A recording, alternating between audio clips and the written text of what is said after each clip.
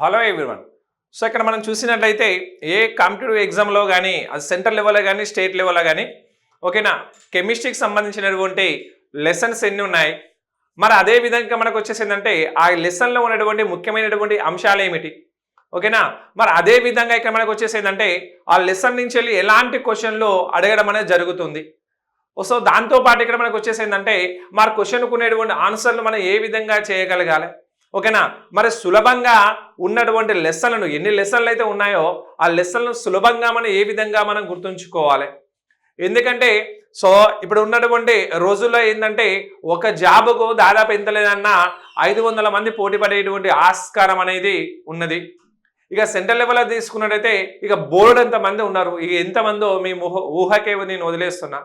కాబట్టి dear students, మనం ఏం చేయాలంటే మనం ఏ కాంపిటేటివ్ ఎగ్జామ్ పర్పస్ అయినా ప్రిపేర్ అయినప్పుడు మనకి ఏం తెలవాలంటే ఫస్ట్ అనేది సిలబస్ అనేది తెలిసి ఉండాలి, ఓకేనా. ఆ సిలబస్ అనేది తెలిస్తే మన ఈజీగా మనం ఏం చేయొచ్చు అంటే మనం సాధించేటువంటి జాబుకు ఈజీ అడుగులు వేయవచ్చు. కాబట్టి డియర్ స్టూడెంట్స్, ఇప్పుడు మనం ఏం చేస్తామంటే మరి ఈ కెమిస్ట్రీలో ఓకేనా ఎలాంటి లెసన్స్ ఉన్నాయి, ఓకేనా, వాటి యొక్క ప్రాముఖ్యత ఏమిటి, వాటిని ఏ విధంగా మనం గుర్తుంచుకోవాలి, ఓకేనా. సో అలాంటి ఇప్పుడు మనం ఏం చేద్దామంటే డిస్కస్ చేద్దాం డియర్ స్టూడెంట్స్, ఓకేనా. సో చూద్దాం అన్న, ఇక్కడ ఫస్ట్ ఆఫ్ ఆల్ మనకు కావాల్సింది ఏంటంటే మనకి ఏమని చెప్పినా మరి కెమిస్ట్రీలో ఇలాంటివి ఉన్నాయి ఏం కథనో చూద్దాం. ఇక్కడ మనకు వచ్చేసి ఏంటంటే కెమిస్ట్రీ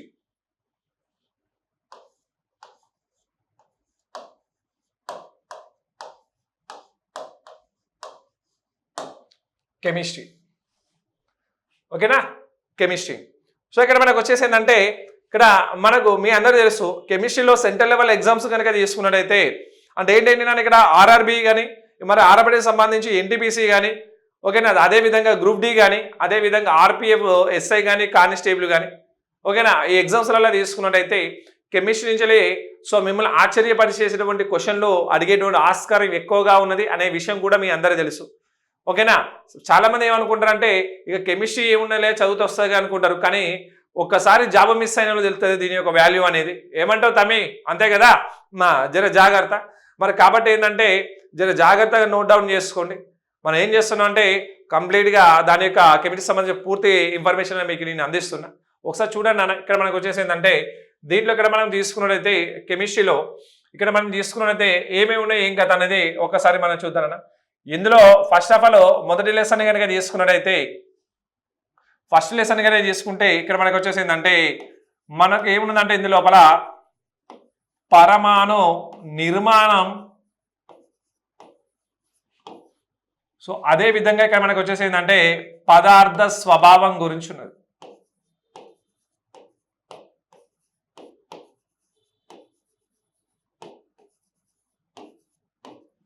పదార్థ స్వభావం, పరమాణు నిర్మాణం, నెక్స్ట్ అదే విధంగా పదార్థ స్వభావన. ఈ పరమాణు నిర్మాణం పదార్థ స్వభావం అనేటువంటి ఫస్ట్ వన్ లెసన్, ఓకేనా. మరి ఇక్కడ మనకు వచ్చేసి ఏంటంటే ఈ లెసన్లో ఇక్కడ మనకు వచ్చేసి ఏమేమి ఉన్నాయి ఏం కథ అనేది ఒక్కసారి మనం డిస్కస్ చేస్తూ మనం వెళ్ళిపోదాం అన్న, ఓకేనా. ఈ లెసన్లో మనం ఏమేమి చదువుకోవాలా సార్, దీనికి సంబంధించిన ఇంపార్టెన్స్ ఏ విధంగా ఉన్నది, ఓకేనా. ఈ లెసన్లో ఇలాంటి అంశాలు ఉన్నాయి, అవి ఎగ్జామ్కి ఏ విధంగా తోడ్పడతాయి అనేది ఒకసారి ఇక్కడ మనం చూసినట్టయితే ఇక్కడ మనకు వచ్చేసి ఏంటంటే దీనిలో మనకు ఫస్ట్ ఆఫ్ ఆల్ మనకి ఏమంటే ఈ పరమాణు నిర్మాణం పదార్థ స్వభావం గురించి ఇక్కడ మనకి ఏంటంటే దీని యొక్క ఇంట్రడక్షన్ పార్ట్ అనేది మనం డిస్కస్ చేస్తానన్న, ఓకేనా, ఇంట్రడక్షన్. సో ఇక్కడ మనకు వచ్చేసి ఏంటంటే దీని యొక్క పరిచయం అనేది, ఓకేనా. సో దీని యొక్క పరిచయం, ఓకేనా, పరిచయం గురించి మనం డిస్కస్ చేస్తాం, ఓకేనా. సో అదే విధంగా దీనిలో మనకు వచ్చేసి ఏంటంటే ఏముంటాయంటే మనం నెక్స్ట్ వన్ వచ్చేసి ఏంటంటే ప్రాథమిక కణాల గురించి మనం డిస్కస్ చేస్తాం, ప్రాథమిక కణాల గురించి మనం డిస్కస్ చేస్తాం. సో అదే విధంగా ఇక్కడ మనకు వచ్చేసి ఏంటంటే పరమాణు నమూనాల గురించి మనం డిస్కస్ చేస్తాం,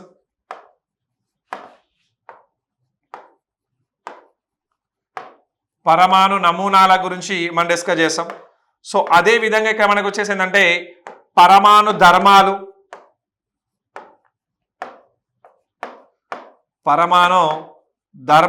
ఈ పరమాణు ధర్మాల గురించి మనం డిస్కస్ చేస్తాం. సో అదే విధంగా ఇక్కడ మనకు వచ్చేసి ఏంటంటే ఆర్బిటాల్స్,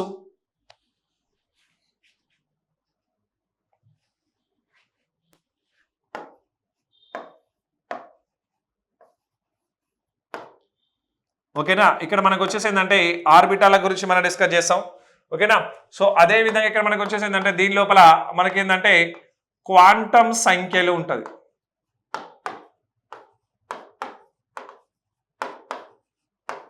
క్వాంటమ్ సంఖ్యలు ఓకేనా, ఇక ఇవి ఉంటాయి నాన్న. సో దీని లోపల మనం డిస్కస్ చేయాల్సింది పరమాణు నిర్మాణం, పదార్థ స్వభావంలో మనం దేని గురించి చదువుకోవాలి సార్, దీంట్లో ఏముంటాయి, ఏ అంశాలు ఉంటాయి అంటే, సో దీని యొక్క పరిచయం గురించి మనం డిస్కస్ చేసుకోవాలి, పరిచయం తెలుసుకోవాలి. అదేవిధంగా ప్రాథమిక కణాల గురించి మనం తెలుసుకోవాలి, పరమాణు నమూనాలు, పరమాణు ధర్మాలు, ఆర్బిటాలు, అదేవిధంగా క్వాంటమ్ సంఖ్యల గురించి మనం డిస్కస్ చేయడం అనేది జరుగుతుంది. దేనిలోనైనా పరమాణు నిర్మాణం, పదార్థ స్వభావం. ఇక పదార్థ స్వభావం కనుక తీసుకున్నట్టయితే ఇక్కడ మనకు వచ్చేసిందంటే పదార్థాలు ఎన్ని రకాలు ఉంటాయి, ఓకేనా, వాటి యొక్క అంశాలు ఏమిటి, దాని గురించి మనం డిస్కస్ చేస్తారన్న. ఓకేనా.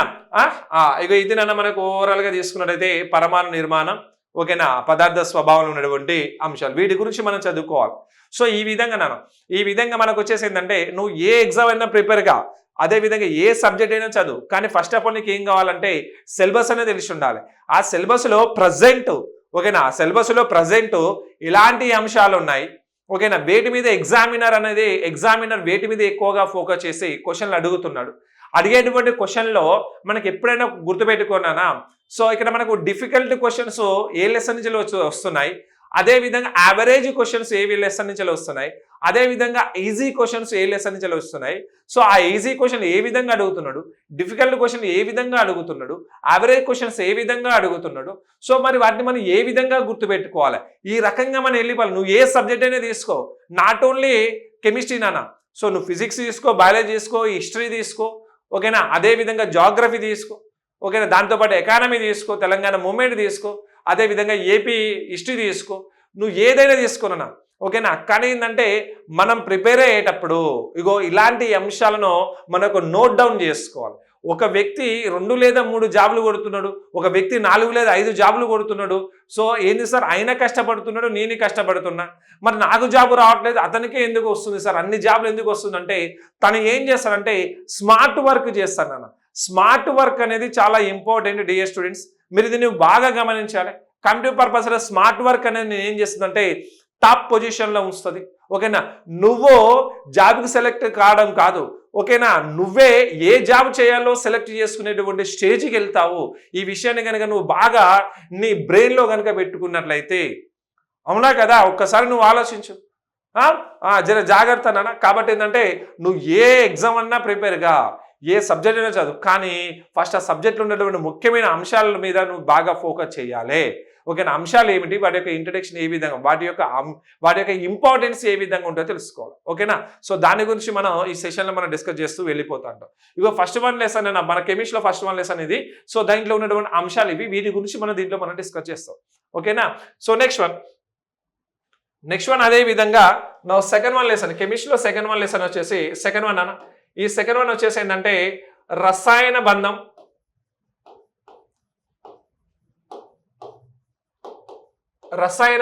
నెక్స్ట్ అదే విధంగా రసాయనిక చర్యలు, రసాయన బంధం మరియు రసాయనిక చర్యలు అన్న. మరి ఇక్కడ ఏంటంటే ఈ రసాయన బంధం మరియు రసాయనిక చర్యల్లో, ఓకేనా, మనం ఏం డిస్కస్ చేస్తాం సార్. సో ఇక్కడ యాజ్ యూజువల్ గా మనకు వచ్చేసి ఏంటంటే పరిచయం గురించి, సో దీని యొక్క ఇంట్రడక్షన్ అన్న, ఓకేనా, దీని యొక్క ఇంట్రడక్షన్ గురించి మనం డిస్కస్ చేస్తాం, ఓకేనా. సో అదే విధంగా ఇక్కడ మనకు వచ్చేసి ఏంటంటే మనం రసాయన బంధం అనేది ప్రజెంట్ 2 రకాలు ఉన్నది. అదేంటంటే అయానిక బంధం, ఓకేనా, అయానిక బంధం. నెక్స్ట్ వన్ అదే విధంగా ఇక్కడ మనకు వచ్చేసి ఏంటంటే సమయోజనీయ బంధం గురించి, ఓకేనా, అయానిక బంధం, సమయోజనీయ, ఓకేనా, సమయోజనీయ బంధం గురించి మనం డిస్కస్ చేస్తాం. అయానిక బంధము, సమయోజనీయ బంధం గురించి మనం డిస్కస్ చేస్తాం, ఓకేనా. ఎందుకంటే ఇది ఎగ్జామ్ పాయింట్ ఆఫ్ వ్యూలో మనకు అందరూ తెలుసు, అయానిక్ బాండ్, కోవలెంట్ బాండ్ అని మనం చెప్పుకుంటాం కదా. సో ఇది అన్న. సో అదే విధంగా మనకు వచ్చేసి ఏంటంటే వేలెన్సీ బంధ సిద్ధాంతం గురించి మనం డిస్కస్ చేస్తారన్న, ఓకేనా. వేలెన్సీ బంధ సిద్ధాంతం, ఓకేనా. వ్యాలెన్సీ బంధ సిద్ధాంతం గురించి మనం డిస్కస్ చేయడం అనేది జరుగుతుంది. రసాయన బంధం, రసాయనిక చర్యలో వ్యాలెన్సీ బంధ సిద్ధాంతం గురించి డిస్కస్ చేయడం జరుగుతుంది, ఓకేనా. నెక్స్ట్ వన్ అదే విధంగా ఇక్కడ మనకు వచ్చేసి ఏంటంటే మళ్ళీ దీనిలో మనం వచ్చేసి రసాయనిక చర్యలు అన్న, రసాయనిక చర్యలు, ఓకేనా. మనకేంటంటే ప్రజెంట్ ఈ రసాయనిక చర్యల గురించి ఓకేనా సెంట్రల్ లెవెల్ ఎగ్జామ్స్ కానీ స్టేట్ లెవెల్ ఎగ్జామ్స్ కానీ అడుగుతున్నాడు. ఈ రసాయనిక చర్యలు అంటే ఇక్కడ మనకు వచ్చేసి మనం ఏ విధంగా చెప్పాలి, మనకు ఆటోమేటిక్గా తెలుసు రసాయన బంధం అంటే ఇక్కడ మనకు వచ్చేసి ఏంటంటే గత 8th క్లాస్ నుంచి మనం చదువుతూ వెళ్తున్నాను. సో అదే విధంగా మనకు వచ్చేసి ఏంటంటే మరి రసాయన బంధం ఎన్ని రకాల, అయానిక బంధము, సంయోజనీయం. ప్రస్తుతం 2 ఉన్నాయి. ఇదివరకు ఏంటంటే 4 ఉండే, అయానిక బంధము, సంయోజనీయ బంధము, సమసంయోజనీయ బంధము, సమన్వయ సంయోజనీయ బంధం అనే 4 బంధాలు ఉంటాయి. కానీ ప్రజెంట్ నీకు ఏంటంటే 2 బంధాలు మాత్రమే ఉన్నాయి. అదే వచ్చేసి అయానిక బంధము, అదేవిధంగా సమయోజనీయ బంధం అని. నెక్స్ట్ వన్ అదే విధంగా బ్యాలెన్సీ బంధ సిద్ధాంతం గురించి మనం డిస్కస్ చేయడం జరుగుతుంది. మరి దీనిలోకి మనకు వచ్చేసి ఏంటంటే రసాయనిక చర్యలు. రసాయనిక చర్యలు అంటే ఇవన్నీ మనకు తెలుసు, కానీ రసాయనిక చర్యలు అంటే ఏమిటి అంటే కెమిస్ట్రీలో ఖచ్చితంగా మనకు వచ్చేసి ఏంటంటే మూలకాలకు ఉన్నటువంటి పేర్లు అనేది మనకు తెలిసి ఉండాలి. అదేవిధంగా మూలకానికి ఉన్నటువంటి సంకేతం అనేది మనకు తెలిసి ఉండాలి. ఆ మూలకాల కలయిక ఫలితంగా మనకు సమ్మేళనాలు ఏర్పడతాయని మనకు తెలిసి ఉండాలి. మరి వివిధ రకాల సమ్మేళనాలు కానీ అదేవిధంగా వివిధ రకాల మూలకాలు కానీ కలిసిపోయి చర్యలో పాల్గొన్నాయి అనుకోండి, మరి పాల్గొన్నప్పుడు ఎలాంటి స్వభావం కలిగినటువంటి మరికొన్ని రసాయన పదార్థాలు ఏర్పడతాయి. మరి ఆ చర్య అనేది ఏ విధంగా జరగాలి, జరిగేటప్పుడు బ్యాలెన్సింగ్ అనేది ఏ విధంగా జరగాలి. ఓకేనా. మరి కెమికల్ రియాక్షన్లో మన బ్యాలెన్సింగ్ అనేది చాలా ఇంపార్టెంట్. ఏర్పడేటువంటి ఉత్పన్నాలు కూడా చాలా ఇంపార్టెంట్. చర్యలో ఏమి పాల్గొంటాయి, పాల్గొన్న తర్వాత ఏమి ఏర్పడతాయి, సో వారి యొక్క ప్రాముఖ్యత ఏ విధంగా ఉంటుంది అని తెలుసుకోవాలి. మరొక మూలకాలను మరొక సమ్మేళనాలను చర్య జరుపుతున్నావు, జరిపేటప్పుడు ఏర్పడేటువంటి పదార్థాలు ఓకేనా ఏవి, మరి ఏ విధంగా చర్యలో జరపాలి, ఎన్ని రకాలుగా మనం ఏంటంటే ఆ మూలకాలను అంటే ఆ సమ్మేళనాలను లేదా ఆ మూలకాలను చర్య జరపవచ్చు అనే విషయం గురించి మనం ఏంటంటే రసాయనిక చర్యల గురించి మనం డిస్కస్ చేస్తాం. ఎందుకంటే డియర్ స్టూడెంట్స్ ఇక్కడ మనకు వచ్చేసి ఏంటంటే ఈ రసాయనిక చర్యలో మనకి ఏమేమి ఉంటాయి సార్, ఇక్కడ మనకు రసాయనిక చర్యలు కనుక తీసుకున్నట్టయితే రసాయన సంయోగం అని, రసాయన సంయోగం ఓకేనా. నెక్స్ట్ వన్ వచ్చేసి ఏంటంటే రసాయన వియోగం అని,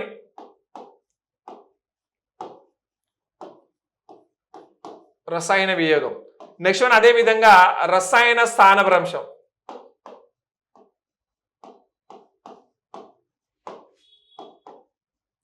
రసాయన స్థానభ్రంశం.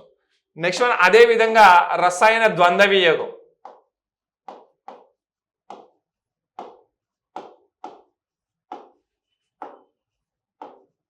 రసాయన ద్వంద్వ వియోగం. ఇగో ఇది మొత్తం 4 ఉన్నాయి ఓకేనా.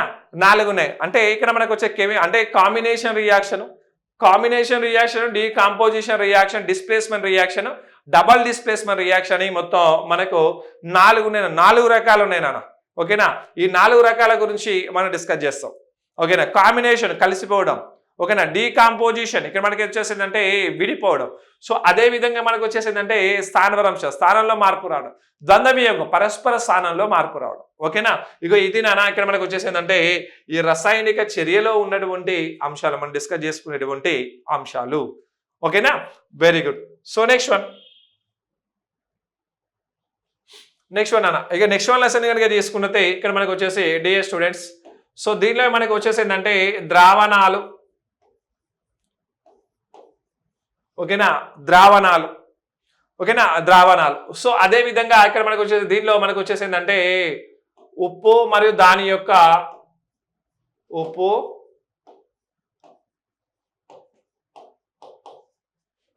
యొక్క సమ్మేళనాలు లేకుంటే ఉప్పు దాని యొక్క ధర్మాలు.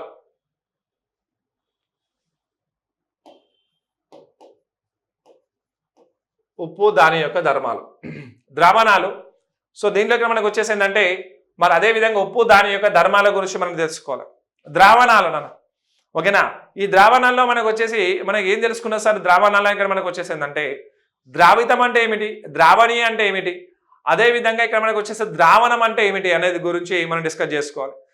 అదే విధంగా మనకు వచ్చేసి ఏంటంటే సంతృప్త ద్రావణాలు అంటే ఏమిటి, అసంతృప్త ద్రావణాలు అంటే ఏమిటి, అతి సంతృప్త ద్రావణాలు అంటే ఏమిటి అని మనం డిస్కస్ చేసుకుంటాం.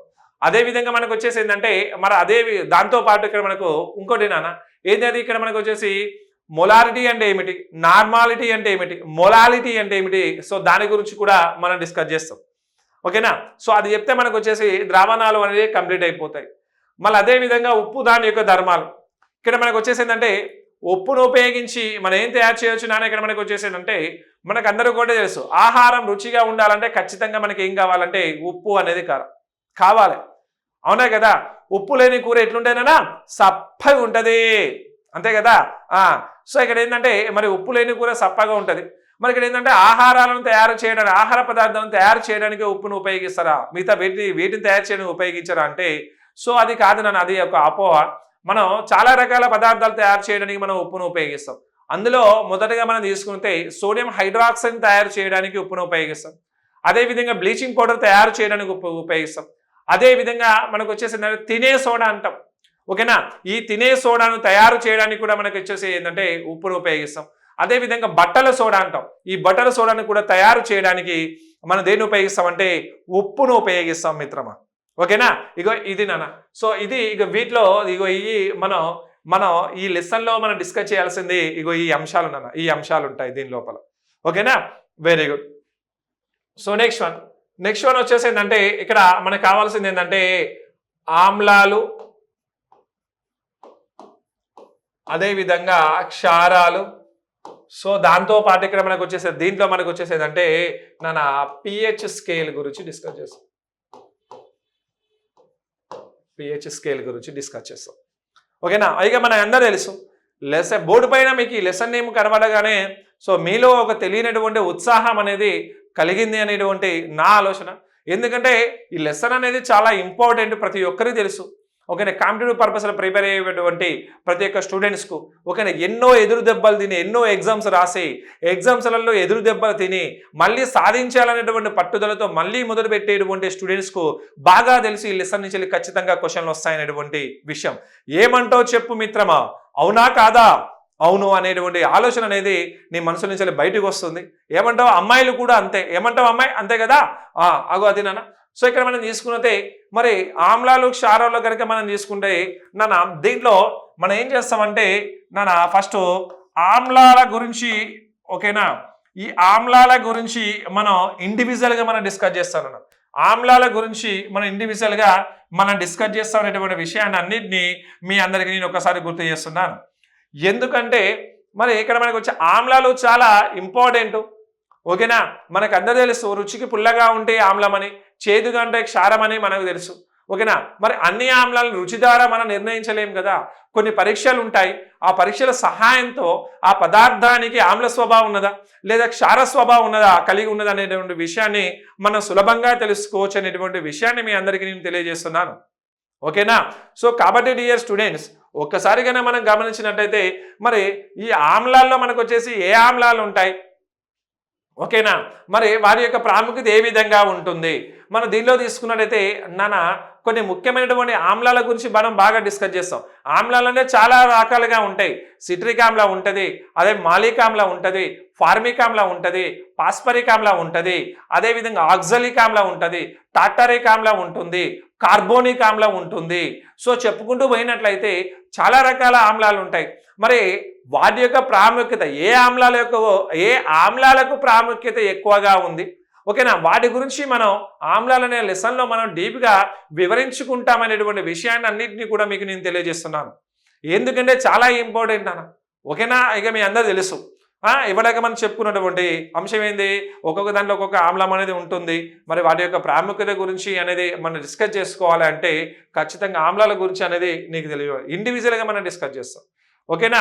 నెక్స్ట్ వన్ అదే విధంగా ఇక్కడ మనకు వచ్చేసి ఏంటంటే మళ్ళీ దీని లోపల ఇక్కడ మనకు ఏంటిదంటే ఇక్కడ క్షారాలు, ఓకేనా. క్షారాల గురించి మనం డిస్కస్ చేస్తానన్న. ఇక్కడ ఏంటంటే ఆమ్లాల గురించి డిస్కస్ చేసిన నెక్స్ట్ అదే విధంగా క్షారాల గురించి మనం డిస్కస్ చేయాల్సి వస్తుంది. ఇక చేస్తాం, ఇక తప్పదు మరి. ఎందుకంటే ఆమ్లాలను కనుగొన్న శాస్త్రత వేరు, క్షారాలను కనుగొన్నటువంటి శాస్త్రత వేరు. ఆమ్లాలకు రుచికి పుల్లగా ఉంటాయి, క్షారాల రుచికి చేదుగా ఉంటాయి. మరి క్షారాల యొక్క ప్రాముఖ్యత ఏ విధంగా ఉంటుంది అనే విషయం గురించి మనం ఈ లెసన్లో డిస్కస్ చేయడం అనేది జరుగుతుంది, ఓకేనా. మరి ఏంటంటే విడివిడిగా ఆమ్లాలు రసాయన చర్యలో పాల్గొంటాయి, అదేవిధంగా క్షారాలు కూడా రసాయన చర్యలో పాల్గొంటాయి, కానీ రెండు కలిసిపోయి కూడా రసాయన చర్యలో పాల్గొంటాయి. మరి ఆ పదార్థాలే మనకు వచ్చేసిందంటే ఆంపోటెరిక్ పదార్థాలుగా మనం చెప్పుకుంటాం, ఓకేనా. ఏ పదార్థాలనా ఆంపోటెరిక్ పదార్థాలు,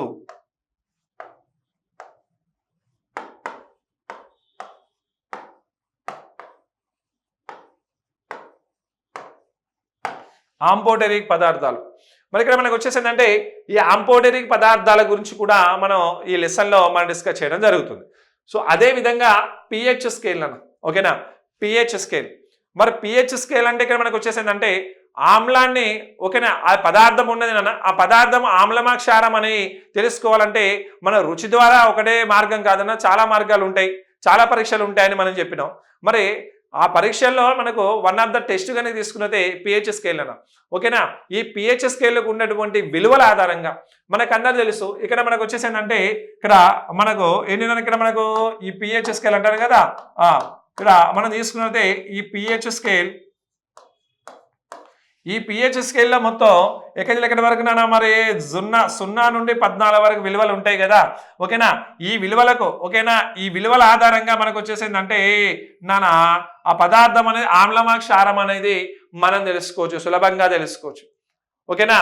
మన మూత్రం యొక్క పిహెచ్ విలువ అంటాం, మరి మూత్రం ఆమ్లమా క్షారం అని మనం తెలుసుకోవాలి. సో అదేవిధంగా లాలాజలం అంటాం, సో అదేవిధంగా మన రక్తం అంటాం, అదేవిధంగా కారు బ్యాటరీలో ఉండేటువంటి ఆమ్లం అంటాం, ఓకేనా. మన వివిధ రకాల పదార్థాలను, పాలు ఉంటాయి, సముద్రపు నీరు ఉంటుంది, సోడియం హైడ్రాక్సైడ్ ఉంటుంది, ఓకేనా, టూత్ పేస్ట్ అనేది ఉంటుంది. మరి వీటి యొక్క పిహెచ్ విలువలు అది ఆమ్లమా క్షారం అని తెలుసుకోవాలంటే ఖచ్చితంగా మనకు వచ్చేసిందంటే పిహెచ్ విలువల గురించి, పిహెచ్ స్కేల్ గురించి, సో దానికి సంబంధించినటువంటి ప్రాముఖ్యత గురించి మనం ఖచ్చితంగా డిస్కస్ చేసుకోవాలనే విషయాన్ని మీ అందరికీ నేను గుర్తు చేస్తున్నాను. ఎందుకంటే చాలా ఇంపార్టెంట్ కాబట్టి, ఓకేనా. ఇగో ఇది నాన్న, ఇక ఇది ఆమ్లాలు క్షారాలు, ఓకేనా, చర్య చాలా చాలా ఇంపార్టెంట్, చాలా important. So next one lesson అన్న, ఇక నెక్స్ట్ వన్ లెసన్ ఏమున్నది మరి దీని లోపల, మరి ఒక్కసారి కనుక మనం 5వ లెసన్ కనుక మనం పరిశీలించినట్లయితే, ఓకేనా, మరి ఈ 5వ లెసన్లో ఏ క్వశ్చన్స్ ఏముంటాయి, ఓకేనా, 5వ లెసన్ ఇదేదిగా మనం చెప్పుకోవచ్చు. ఈ 5వ లెసన్ కనుక చేసుకున్నదే ఆమ్లాలు క్షారాల తర్వాత ఇక్కడ మనకు వచ్చేసి ఏంటంటే మూలకాల, ఓకేనా, మూలకాల వర్గీకరణ, సో అదే విధంగా ఆవర్తన పట్టిక,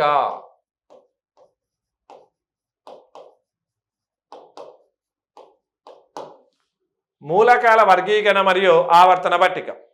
మరి ఇక్కడ మనకు వచ్చేసిందంటే మరి ఈ మూలకాల వర్గీకరణ మరియు ఆవర్తన పట్టిక గురించి మనం డిస్కస్ చేసుకోవాలి. సో డియర్ స్టూడెంట్స్, ఇక్కడ మీ అందరు తెలుసు, ఇక్కడ ఏమని తెలుసు సార్, ఏం తెలుసు అనుకుంటారు మాకు అని మీరు అనుకుంటారు కావచ్చు.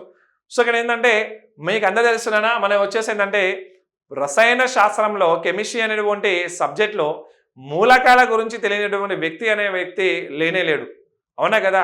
మరి ఇక్కడ మనకు వచ్చేసి ఏంటంటే ఈ మూలకాల్లో మనం వేటి గురించి మనం డిస్కస్ చేస్తాం సార్ అంటే చాలా సింపుల్ వేనా. ఇక్కడ మనకు వచ్చేసి ఏంటంటే దీనిలో మనకు వచ్చేసి ఫస్ట్ ఆఫ్ ఆల్ మనం వేటి గురించి మనం డిస్కస్ చేస్తామంటే నానా, సో దీని యొక్క పరిచయం అనేది కంపల్సరీ కావాలి, పరిచయం గురించి మనం డిస్కస్ చేస్తాం దీని లోపల.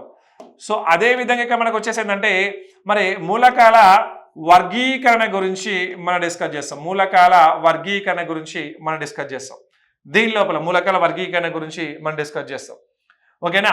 సో అదే విధంగా ఇక్కడ మనకు వచ్చేసి ఏంటంటే దీని లోపల మనకు వచ్చేసి ఏంటంటే మైలర్ డయాగ్రామ్ గురించి, మైలర్, ఓకేనా, మైలర్ చిత్రం గురించి మనం డిస్కస్ చేయడం అనేది జరుగుతుంది, మైలర్ చిత్రం గురించి మనం డిస్కస్ చేస్తాం, ఓకేనా. సో అదే విధంగా ఇక్కడ మనకు వచ్చేసి ఏంటంటే మరి దీని లోపల మళ్ళీ ఏం డిస్కస్ చేస్తాం సార్ అంటే ఇక్కడ పరమాణు సంఖ్య అంటే ఏంటిది, పరమాణు సంఖ్య, ఓకేనా, మరియు పరమాణు భారం లేకుండా పరమాణు ద్రవ్యరాశి,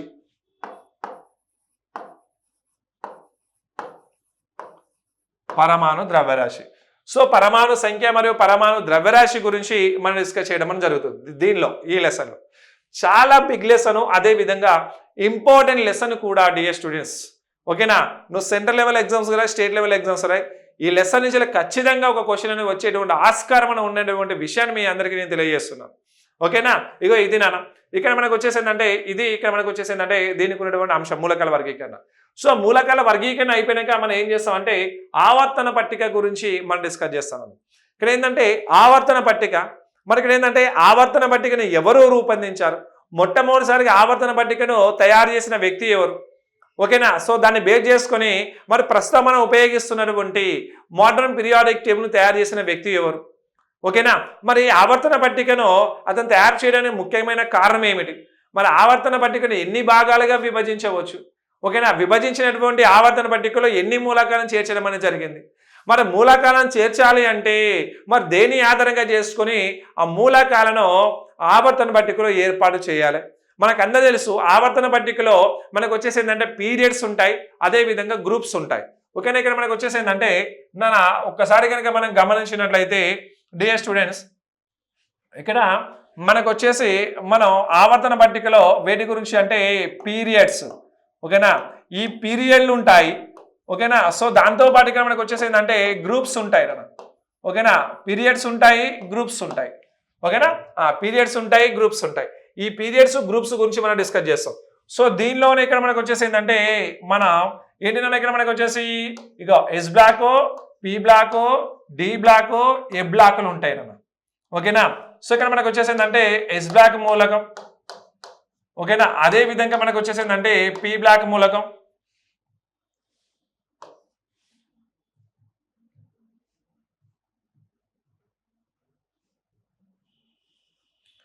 ఇక్కడ మనకు వచ్చేసి ఏంటంటే పి బ్లాక్ మూలకం. అదే విధంగా ఇక్కడ మనకు వచ్చేసి ఏంటంటే డి బ్లాక్ మూలకం. సో అదే విధంగా ఇక్కడ మనకు వచ్చేసి ఏంటంటే ఏ బ్లాక్ మూలకం. ఇగో ఇది ఉంటాయన్న, ఇగో ఇది ఉంటాయి. వీటి గురించి మనం డిస్కస్ చేసుకోవాలి. ఆవర్తన పట్టికను 4 భాగాలకు విభజిస్తారు. అది 0 గ్రూప్ మూలకాలు, ఎస్పి బ్లాక్ మూలకాలు, డి బ్లాక్ మూలకాలు, ఏ బ్లాక్ మూలకాలు.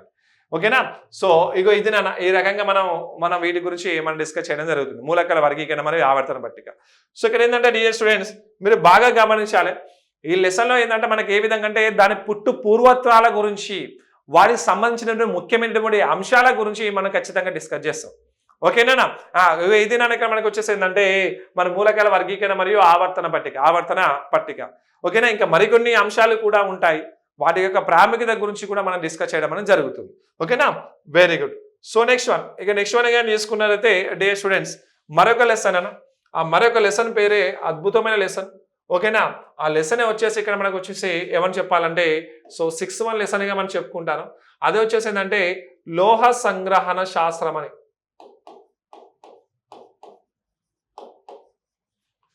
లోహ సంగ్రహణ శాస్త్రం. ఓకేనా, ఈ లోహ సంగ్రహణ శాస్త్రం అన్న. సో ఇక్కడ మనం బాగా గమనించినట్టయితే మరి ఈ లోహ సంగ్రహణ శాస్త్రము గురించి మనం డిస్కస్ చేస్తున్నాం. మరి అలాంటప్పుడు ఇక్కడ మనకు వచ్చేసిందంటే ఈ లోహ సంగ్రహణ శాస్త్రంలో మనం దేని గురించి మనం డిస్కస్ చేయాలంటే దీనిలో ఫస్ట్ ఆఫ్ ఆల్ పరిచయం గురించి మనం చెప్పుకోవాలన్న. పరిచయం గురించి మనం చెప్పుకోవాలి. లోహ సంగ్రహణ శాస్త్రంలో పరిచయం గురించి మనం డిస్కస్ చేసుకుంటాం. సో అదే విధంగా ఇక్కడ మనకు వచ్చేసిందంటే లోహాలు. ఓకేనా, ఈ లోహాల గురించి మనం డిస్కస్ చేస్తాం. అదే విధంగా ఇక్కడ మనకు వచ్చేసిందంటే మిశ్రమ లోహాల గురించి మనం డిస్కస్ చేస్తాం. మిశ్రమ లోహాల గురించి మనం డిస్కస్ చేస్తాం. ఓకేనా, లోహాలు, మిశ్రమ లోహాలు. ఓకేనా, సో లోహాలు ఇక్కడ మనకు వచ్చేసిందంటే ఖనిజాలు నాన్న. ఈ ఖనిజాల గురించి మనం డిస్కస్ చేస్తాం. అదే విధంగా మిశ్రమ లోహాల గురించి మనం డిస్కస్ చేస్తాం. ఏంటన్నా లోహ సంగ్రహణ శాస్త్రంలో. ఓకేనా, పరిచయం ఉంటుంది. దాని తర్వాత ఇక్కడ మనకు వచ్చేసిన లోహాలు, అదేవిధంగా ఖనిజాలు, అదేవిధంగా మిశ్రమ లోహాలు. అదేవిధంగా ఇక్కడ మనకు వచ్చేసి ఏంటంటే కొన్ని రసాయనిక చర్యల గురించి కూడా మనం డిస్కస్ చేస్తాం. అంటే లోహాల చర్యలను, లోహాల చర్యలు. ఓకేనా, ఈ లోహాల చర్యల్లో ఇక్కడ మనం ఏముంటాయి సార్ ఇందు లోపల? ఓకేనా, ఈ లోహాల చర్యల్లో కనుక తీసుకున్నట్టయితే మనం దేని గురించి మనం చెప్పుకోవచ్చు సార్ అంటే ఇక్కడ ఈ లోహాల చర్యల్లో కనుక తీసుకున్నట్టయితే ఇక్కడ మనం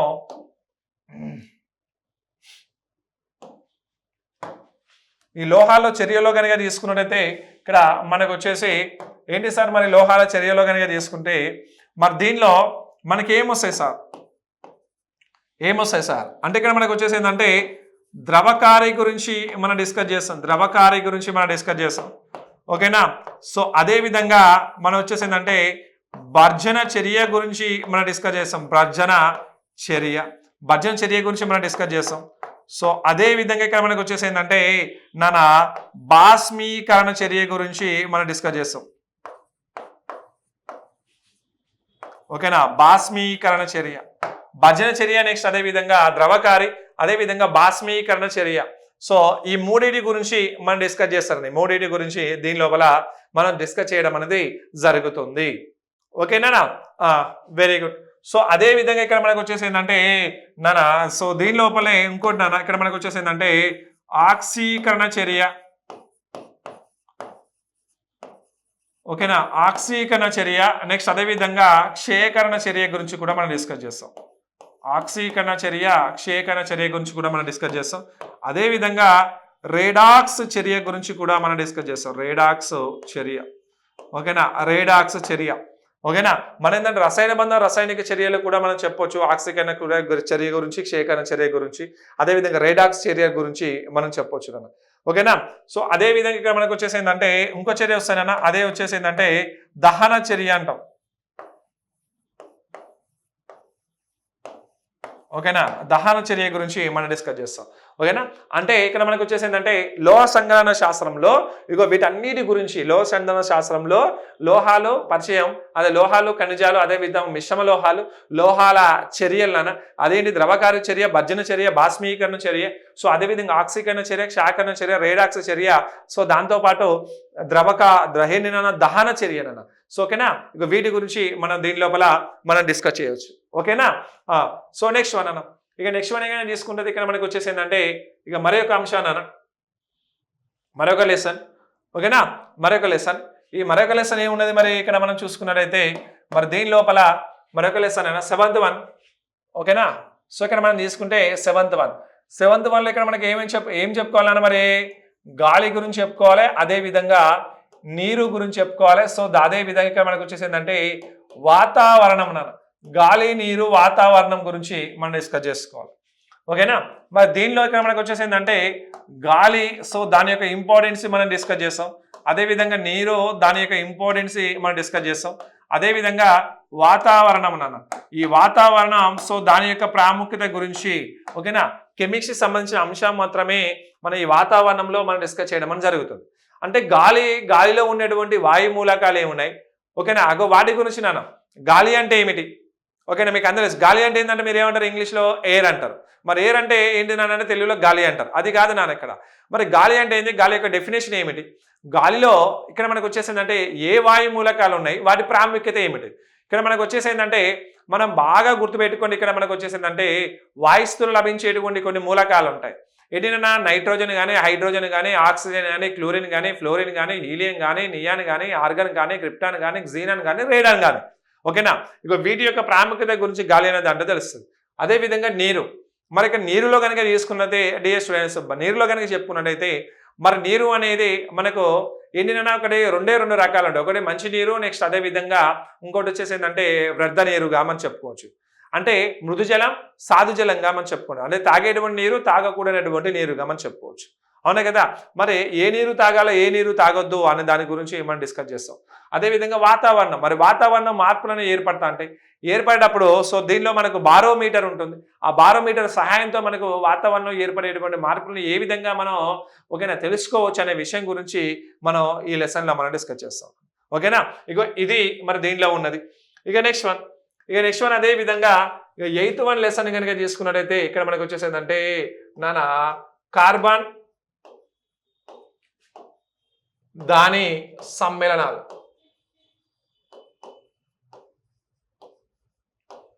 కార్బన్ దాని సమ్మేళనాలు. సో ఏంటంటే ఇక్కడ కార్బన్ దాని సమ్మేళనాలు ఇక్కడ మనకు వచ్చేసి ఏంటంటే సో ఫస్ట్ దీంట్లో మనకి ఏముంటాయని ఇక్కడ మన కార్బన్ దాని సమ్మేళనాలను మనం తిరిగి మనకి ఎన్ని రకాలంటే సో దీన్ని 3 రకాలుగా మనం డివైడ్ చేసిండాను. 3 రకాలుగా డివైడ్ చేసిండు. సో ఇక్కడ కార్బన్ దాని సమ్మేళనంలో ఫస్ట్ వన్ వచ్చేసి ఏంటంటే దీని గురించి ఏముంటుందంటే దీని లోపల మనకు కార్బోహైడ్రేట్స్ ఉంటాయి నాన్న.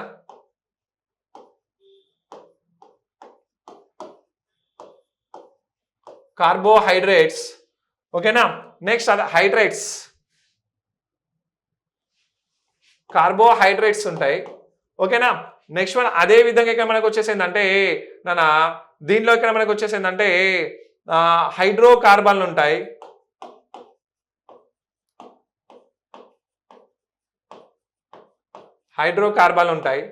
సో అదే విధంగా మరొకటి కనుక తీసుకుంటే దీని లోపల కార్బన్ రూపాంతరాలు ఉంటాయి నాన్న.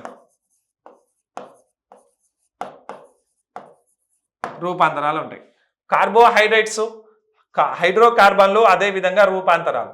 ఇగో వీటి మూడిటి గురించి కార్బన్ దాని సమ్మేళనాల్లో ఉంటాయి నాన్న. ఓకేనా, మూడిటి గురించి కార్బను దాని సమ్మేళనాల్లో ఉంటాయి. ఓకేనా, ఇది నువ్వు బాగా గుర్తుపెట్టుకోవాలి. ఓకేనా, వీటి యొక్క ప్రాముఖ్యత గురించి మనం డిస్కస్ చేస్తూ వెళ్ళిపోతాం. ఓకేనా, చాలా బిగ్ లెసన్, అదే విధంగా ఇంపార్టెంట్ లెసన్ కూడా. సరే, ఒక కార్బన్ గురించి మాత్రమే ఎందుకంత మనం స్పెసిఫిక్గా మనం చెప్పుకోవాలంటే, కార్బనే మనం మూలకాల రాజు అంటాం. ఓకేనా, కార్బన్ యొక్క ఫలితంగానే కార్బోహైడ్రేట్లు, హైడ్రోకార్బన్లు అనేక రూపాల్లో అది లభిస్తుంది అనే విషయం దాని యొక్క ప్రాముఖ్యత ఉన్నది కాబట్టి దానికి. సో దాని గురించి మనం ఇన్ని విషయాలు మనం డిస్కస్ చేస్తాము. ఓకేనా, వెరీ గుడ్. సో అదే విధంగా ఇక్కడ మనకు వచ్చేసి ఏంటంటే నాన్న ఇంకో లెసన్ అన్న. సో ఇంకో లెసన్గా నేను తీసుకుంటే ఇక్కడ మనకు వచ్చేసి నాన్న 9th 1 లెసన్. 9th 1 లెసన్గా నేను తీసుకుంటే దీని లోపల మనకి ఏముంటాయంటే 9th 1 లెసన్ వచ్చేసి మనకు ఏంటంటే ఇక్కడ పర్యావరణం గురించి ఉంటుంది అన్న. ఓకేనా, పర్యావరణం ఉన్నాను. ఈ పర్యావరణం గురించి మనం డిస్కస్ చేస్తాం. ఓకేనా, పర్యావరణంలో వాతావరణం గురించి కూడా వస్తుంది. ఓకేనా, వివిధ అంశాలు వివిధ అంశాలు మన ఆశ్చర్యపరిచేటువంటి మిమ్మల్ని ఆశ్చర్యపరిచేటువంటి విషయాలతో పర్యావరణం అనేది ఎక్సలెంట్ ఉంటుంది. ఓకేనా, ఇగో ఇది నెక్స్ట్ వన్ అదే విధంగా తీసుకున్నట్టయితే పరిశ్రమలు పరిశ్రమలు ఇండస్ట్రీస్. ఓకేనా, పరిశ్రమలు ఇండస్ట్రీస్ అనేటువంటి లెసన్ అనేది ఉంటుంది. ఇండస్ట్రీస్ అనే లెసన్ ఉంటుంది. ఈ ఇండస్ట్రీలో మనం ఏమేమి తెలుసుకుంటాం సార్ అంటే సిమెంట్ యొక్క తయారు గురించి మనం డిస్కస్ చేయడం అనేది జరుగుతుంది. ఓకేనా, ఇక్కడ మనం చూసుకున్నట్లయితే మరి మనం పరిశ్రమలు కదా, ఈ పరిశ్రమల్లో మనం వేడి గురించి మనం డిస్కస్ చేస్తామని ఇక్కడ మనకు వచ్చేసిందంటే సిమెంట్ తయారీ గురించి మనం డిస్కస్ చేస్తాం. అదే విధంగా మనకేంటంటే ప్లాస్టర్ ఆఫ్ ప్యారిస్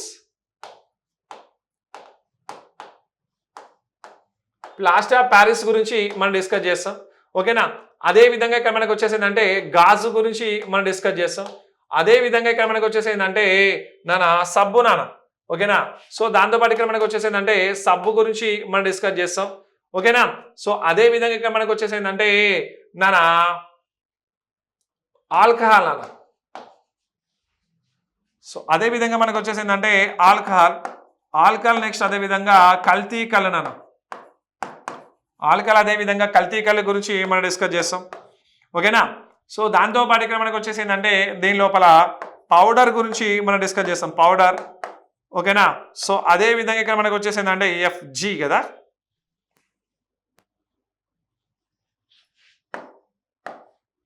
ఓకేనా, అదే విధంగా మనకు వచ్చేసిందంటే నెయిల్ పాలిష్ ఓకేనా, ఈ నెయిల్ పాలిష్ గురించి మనం డిస్కస్ చేస్తాం. ఓకేనా, సో అదే విధంగా మనం తీసుకుంటే దీనిలో మందులు మెడిసిన్స్. ఓకేనా, మెడిసిన్స్ గురించి మనం డిస్కస్ చేస్తాం.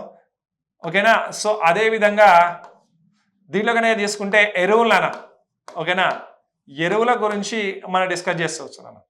ఓకేనా, సో ఏంటంటే సిమెంటు, ప్లాస్టర్ ఆఫ్ ప్యారిస్, అదే విధంగా మనకు గాజు, సబ్బు, ఆల్కహాల్, కల్తీ కళ్ళు. ఓకేనా, కల్తీ కళ్ళు. సో అదే విధంగా పౌడరు, నెయిల్ పాలిష్, మందులు అంటే మెడిసిన్స్. ఓకేనా, అదే విధంగా ఎరువులు ఎరువులు. ఓకేనా, ఇక వీటి గురించి దీనిలో మనం డిస్కస్ చేస్తాం. ఓకేనా, అంటే ఇక్కడ మనం అదే విధంగా మన నిత్య జీవితంలో రసాయనాల యొక్క ప్రాముఖ్యత గురించి కూడా IJK. ఓకేనా, సో ఇక్కడ మనం తీసుకున్నట్టయితే ఇక్కడ మనకు వచ్చేసిందంటే నిత్య జీవితంలో రసాయనాల యొక్క ప్రాముఖ్యత. నిత్య జీవితంలో రసాయనాల ప్రాముఖ్యత.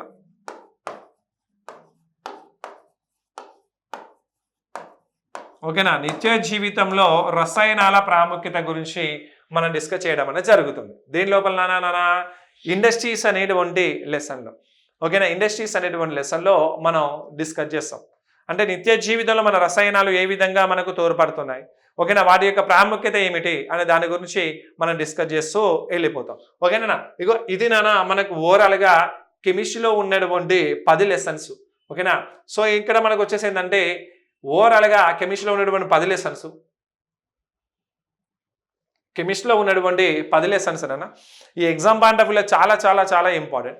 సో దాదాపు మనకి ఎంత లేదన్నా ఒక 8,000 క్వశ్చన్లను అబ్జర్వ్ చేసినాం. ఒక 8,000 క్వశ్చన్లను అబ్జర్వ్ చేసేసి మరి క్వశ్చన్లు ఎక్కువగా దేంట్లో రిపీట్ అవుతున్నాయి.